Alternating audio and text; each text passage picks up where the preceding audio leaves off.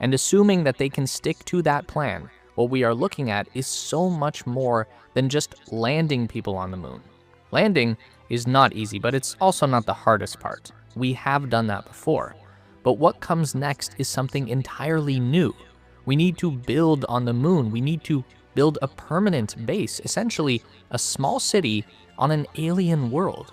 And no one is exactly sure how that's going to go, but we do have some incredibly practical and innovative new solutions for life beyond the Earth. First, we need to talk about where this moon base is going to be located. The moon is a big place, and every previous human landing has happened right around the middle in a nice, flat, safe location that was very easy for direct radio communication with the Earth. But that was the 1960s, and this time, when we return to the moon, we are aiming for a much more interesting location, the lunar South Pole.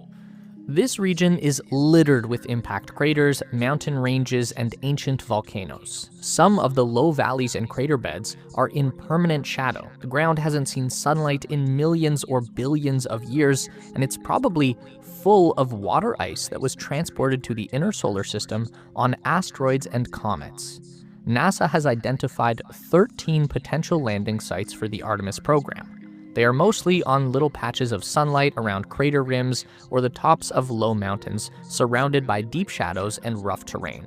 This will be a deeply fascinating region for scientific discovery, but it will be equally as dangerous for the people who need to live and work on the moon for weeks and months at a time. So this is going to require infrastructure like we've never seen before.